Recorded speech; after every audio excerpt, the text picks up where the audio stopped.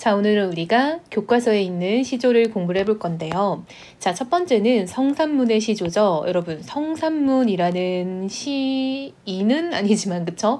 이 사람에 대한 어떤 배경적 지식을 좀 알아놔야 되는데요. 성산문은요, 계유정난 시기의 학자예요. 자, 여러분, 계유정난이라고 하면 우리 친구들 뭔지 알까요? 자, 우리 보통 조선시대에 있었던 어떤 사건명들을 계유년에 일어난 정치적인 난 이런 식으로 해석하는 거 알죠? 앞에 두 글자는 이제 시대를 나타내는 거고 뒤에는 어떤 사건의 요지가 드러나는데 이건 계유년에 일어난 정치적인 난이다 라고 해서 수양대군이 조카인 단종을 유배 보내고 자신이 왕위를 찬탈한 사건인 거죠. 그래서 수양대군이 여러분 나중에 훗날 세조가 되잖아요. 그쵸? 그래서 단종을 밀어낸 삼촌 수양대군 이꼴 세조의 어떤 그런 정치적인 난이 있던 시기이고요. 성산문은 그 중에서도 이제 사육신에 해당하는 인물이라고 했었어요. 그쵸? 그래서 이 성산문은 사육신 중 한 명이다 라는 걸 알 수 있습니다. 여러분, 사육신은요, 죽임을 당한 6명의 신하라는 뜻이거든요. 그래서 사육신도 있고 이제 생육신도 있는데 이 성산문은 사육신, 죽었다라고 알 수 있겠죠. 그래서 이 죽었다는 건 여러분 단종의 편에 섰던 사람이겠죠. 그래서 단종에 대한 어떤 지조와 절개를 일편당심으로 지킨 신하라고 볼 수 있습니다. 따라서 이 시기에 이제 내용들은 계유정난과 엮어서 공부를 해줘야겠죠. 자, 우리 한번 들어가 볼게요. 이 몸이 죽어가서 무엇이 될꼬 하니? 라고 여러분, 이 몸이 죽으면 무엇이 될까? 라고 해서 나름 어떤 가정의 상황을 펼쳐보고 있어요. 복례산 제일봉우리에 낙락장송이 되어 있어. 자, 여러분, 복례산이 어디지 친구들이 정확히 몰라도 되겠죠. 어느 산에 어느 봉우리에 여기가 중요한 거죠. 낙락장송이라는 거는 아주 큰 소나무인데요. 낙락이 떨어질 낙자예요. 뭐가 떨어지냐면 가지가 축축 떨어질 만큼 매우 큰 소나무란 뜻이에요. 여러분, 여기서 우리가 알아야 될 건 뭐냐? 소나무가 관습적으로 변하지 않는 마음인 지조와 절개를 상징한다 라는 거 우리가 봐야겠죠. 여러분, 지조와 절개를 상징하는 소재가 여러 가지가 있잖아요. 매화, 난초, 국화, 대나무, 그리고 소나무 이렇게 5가지가 보통 지조와 절개를 표현하는데 여러분들이 또 이걸 지조와 절개가 뭔 말인지도 모르고 또 외우는 친구들이 있더라고요.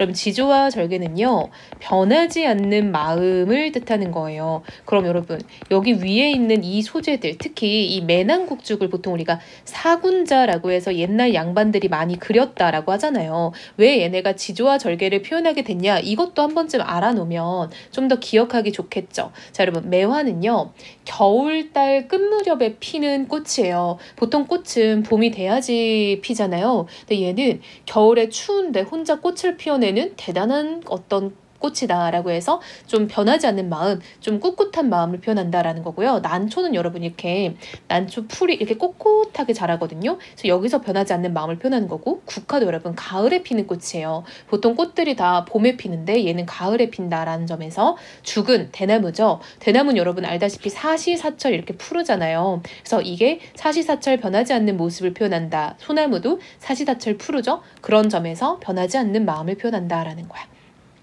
백설이 만건곤할제, 여러분, 만은요 가득할 만자거든요. 건곤은 하늘과 땅이에요. 그래서 눈이 하늘과 땅에 가득할 때에도 독야청청 홀로 푸르겠다라는 거야. 뭐가 돼서? 소나무가 돼서 푸르겠다. 즉 나는 눈이 아무리 와도 늘 푸르겠다 이꼴 변하지 않겠다, 이렇게 해석해주면 되겠죠. 나는 아무리 눈이 와도 변하지 않을 거다라는 거야. 근데 여러분, 이 소나무도 결국 식물이잖아요. 식물의 입장에서 눈이 내린다, 눈이 가득하다라는 거는 좀 힘든 요소겠죠. 그래서 이 백설이라는 거는 소나무의 입장에서는 시련과 고난이라고 해석할 수 있다는 거죠. 그럼 여러분, 이걸 우리가 다 해석을 했으니까 이제 확장해서 시대적인 배경을 입혀보자고요. 자, 왜 변하지 않아요? 그쵸? 단종에 대한 변함없는 마음, 단종에 대한 일편단심, 이렇게 정리할 수 있겠죠. 자, 그럼 이 변하지 않는 마음의 시련과 고난이 되는 건 뭐겠어? 그쵸? 세조의 탄압이겠죠. 태조가 이렇게 시련과 고난을 줘. 그럼에도 불구하고 나는 푸르겠다라는 거는 뭘 하겠다? 나는 지조와 절개를 지키겠다. 라고 해석할 수 있겠죠. 그래서 어렵지 않게 볼 수 있을 것 같아요. 그래서 여러분 이 성산문의 시조가 출제될 때는 이 사육신, 생육신의 다른 시조들이 같이 나와요. 그래서 문제를 풀다가 마주치는 시들을 열심히 봐야겠죠. 자, 두 번째 시조는요. 동짓달 기나긴 밤을이라는 황진이라는 기생의 시조예요. 자, 우리 한번 내용을 볼게요. 동짓달 기나긴 밤을 한월이 베어내요. 자, 여러분 동지는요. 12월 22일쯤으로 밤이 가장 긴 날이에요. 그래서 이거는 우리가 24절기 중에 하나다라고 하죠. 그럼 동짓달은요. 12월 달을 생각하면 돼요. 동지가 들어있는 달, 그 기나긴 밤, 그쵸? 여러분 겨울은 보통 밤이 길고 여름은 낮이 길잖아요. 그래서 이 기나긴 밤을 한 허리를 베어내요 라는 거야. 자, 여러분 이 부분이요. 되게 특징적인 표현인데요. 우리가 밤이라는 건 감각적으로 느껴질까? 형상이 있을까를 고민해 보세요, 여러분. 밤은요, 형상이 없어요. 그런 걸 우리가 추상적인 관념이라고 해요. 근데 이렇게 형상이 없는 것을 한 허리를 베어낸다라는 거 이렇게 뭔가 긴 게 있는데 한 허리는 한 토막을 말하는 거예요. 그래서 이렇게 토막을 잘라내요 이런 말인 거예요. 그럼 여러분 이런 건 우리가 뭘로 알 수 있어? 어떤 감각으로 알 수 있어요? 한 토막을 자르면 우리가 시각적인 감각으로 알 수 있죠. 그래서 이런 걸 우리가 구체화했다라고 해요. 자, 무슨 말이냐?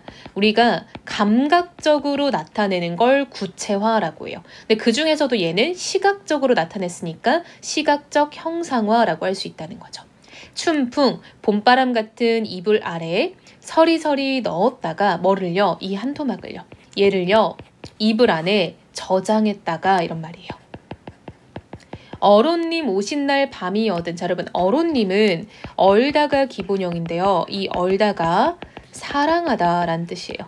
그럼 얘는 사랑하는 님이 오신 날 밤 이렇게 해석하면 되겠죠.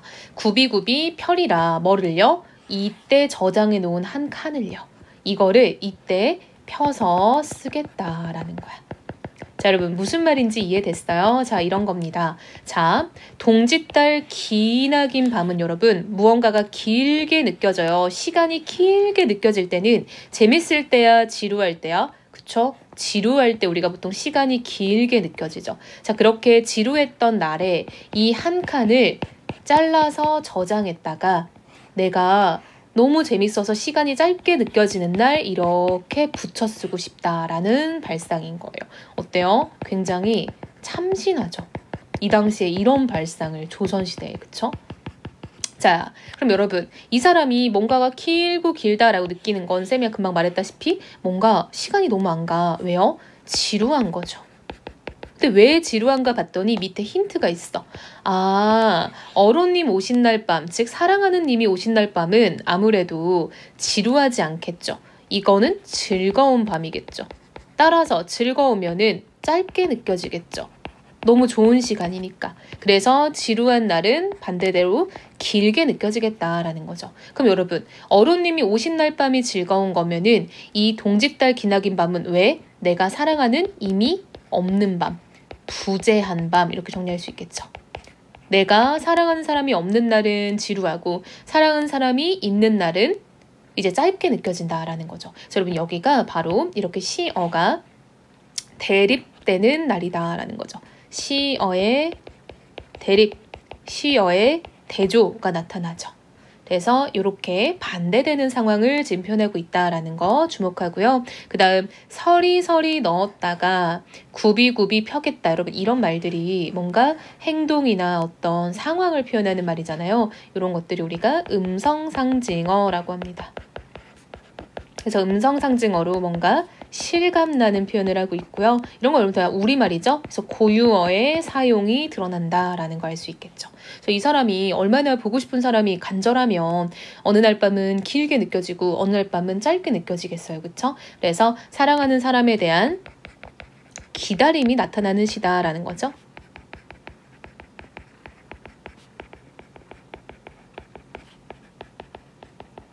당연히 기본적인 베이스는 어떤 그리움, 사랑의 시다라는 거 알 수 있겠죠. 그래서 이런 것들도 우리 친구들이 체크를 잘 하면 좋을 것 같아요.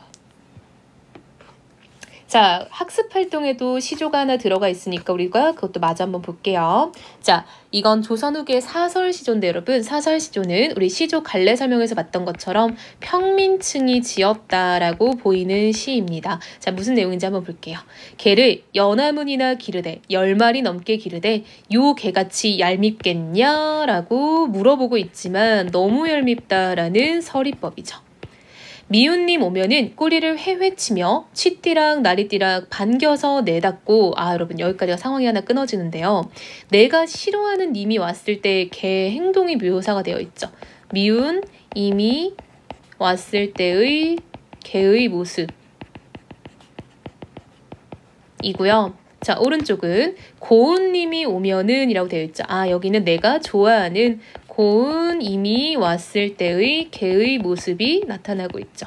근데 우리 친구들이 읽어봐서 알겠지만 이 두 모습이 매우 상반되게 나타나는 거예요. 즉, 미운님이 왔을 때는 걔가 막 좋아하는 거야. 막 반겨요. 근데 내가 좋아하는 님이 왔을 때는 걔가 싫어하는 거예요. 막 님을 막 몰아내는 거죠. 자, 고운님 오면은 뒷발을 바등바등, 무르락 나오락 캉캉 짖는 요 돌이 함께라고 돼 있죠. 자, 바등바등, 회회, 그 다음 캉캉 이런 것들은 다 음성 상징어죠. 자, 여러분 음성 상징어를 쓰고 있다는 거는 어떤 것의 행동이나 소리를 굉장히 구체적으로 묘사하고 있다라는 거죠. 그래서 이런 부분에서도 약간 개의 모습을 되게 진심으로 표현하잖아요. 해악성이 유발된다라고 할 수 있어요. 그러니까 뭔 개를 이렇게 막 자세하게 묘사를 해, 그쵸? 자, 신밥이 그릇 끓은 날진들 너는 누굽니까? 개를 말하는 거죠. 여러분 개를 너라는 인칭 대명사로 표현하고 있으니까 의인법이겠죠. 너를 먹일 줄이 있겠냐? 서리법이죠. 안 먹인다라는 거야. 왜? 여러분 밥을 왜 안 준대요? 미운 거야. 뭐가 미워? 내가 좋아하는 님이 오면은 이 개가 막 짖으니까 집에 간다라고 생각을 하는 거예요. 즉 화자가 좋아하는 님을 내쫓는다라고 생각하는 거죠. 그래서 화자는 이 개가 원망스럽다라고 생각을 하는 거예요. 근데 여러분 잘 생각해보세요. 이 남자가 화자를 좋아하면 개가 짖는다고 해서 집에 갈까요? 아니면 안 가고 이 여자랑 놀고 싶을까요? 그쵸? 가겠어요? 개가 좀 짖는다고? 즉 한마디로 개는 아무 잘못이 없는 거죠. 즉 개가 좀 짖는다고 해도 사실상 님이 나를 좋아했다면 집에 안 갔을 거예요. 즉 이 개는 사실상 잘못이 없죠. 그럼 사실상 이 사람이 이 화자가 원망스러운 건 누굴까요? 그쵸? 임인 거죠. 사실 자기도 알아. 이미 나한테 관심이 없어서 우리 집에서 빨리 집에 가버린다는 거를. 근데 그냥 이 화자는 그걸 인정하고 싶지가 않으니까 이 개를 표면적으로 원망을 하는 거죠. 이 개 때문에 그 님이 가는 거 아니야 라고. 하지만 화자도 알고 있죠. 자기가 진짜로 원망스러운 건 누구야? 임이에요. 그쵸? 왜? 이 사람은 나를 안 좋아하니까 집에 가는 거 아니야. 그쵸? 그래서 사실은 화자가 원망하고 싶은 건 님이다 라는 거죠. 그래서 겉으로는 그냥 걔를 막 미워하고 있지만 사실은 그 상대방이 나한테 관심이 없다라는 거를 화자도 알고 있기 때문에 속상한 거를 지금 해악적으로 표현을 한 겁니다. 그쵸? 개의 행동을 이렇게 막 자세히 묘사하니까 웃기잖아요. 그쵸? 보통 시에서 뭔가 개의 행동을 묘사하는 건 별로 없으니까요. 그래서 어떤 화자의 그런 답답한 마음을 표현한 시다라고 정리할 수 있겠죠. 자, 여러분 우리는 오늘 교과서에 있는 시조들을 정리를 해봤는데요. 열심히 공부해서